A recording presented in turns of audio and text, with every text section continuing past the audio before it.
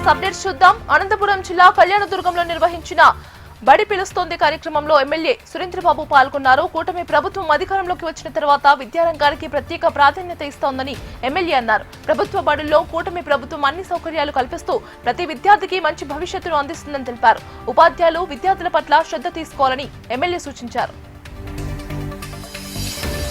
కాకినాడ జిల్లా గోవులంక పుష్కర ఘాట్ల పనులను జిల్లా కలెక్టర్ హరిందిరా ప్రసాద్ పరిశీలించారు. 2027 గోదావరి పుష్కరాలకు ముందుగానే పనులు పూర్తి చేసే లక్ష్యంగా పనులు చేస్తున్నామని కలెక్టర్ అన్నారు. పుష్కరాల సమయంలో భక్తులకు అన్ని సౌకర్యాలు కల్పించేలా చర్యలు చేపడుతున్నట్లు వెల్లడించారు. అలాగే రాబోయే రోజుల్లో మైనర్ ఘాట్లను కూడా తనిఖీ చేసి సమస్యలను పరిష్కరించేలా చర్యలు తీసుకుంటామని కలెక్టర్ స్పష్టం చేశారు.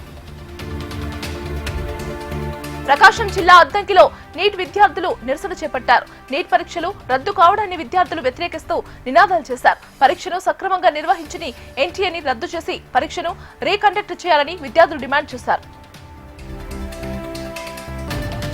కర్నూలు జిల్లా ఎమ్మిగనూరు అగ్రికల్చరల్ కార్యాలయంలో అవినీతికి పాల్పడుతున్న ఇద్దరు వ్యక్తులను ఏసీబీ అధికారులు పట్టుకున్నారు.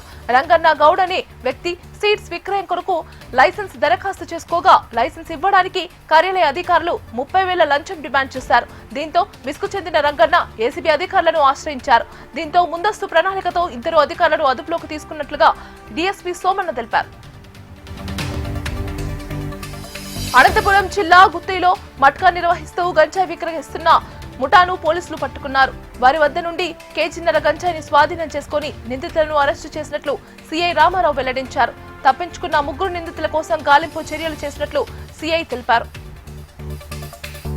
అన్నమయ్య జిల్లా రాయచోటి పట్టణంలో ఆకతాయిలు ఇబ్బందులకు గురి చేస్తున్నారని ప్రజలు ఆగ్రహం వ్యక్తం చేశారు. కాలనీలో రాత్రి సమయంలో బైకులపై విన్యాసాలు చేస్తూ ఇబ్బందులకు గురి చేస్తున్నారని స్థానికులు తెలిపారు. పోలీసులు వెంటనే ఆకతాయిలపై చర్యలు తీసుకోవాలని స్థానిక ప్రజలు డిమాండ్ చేశారు.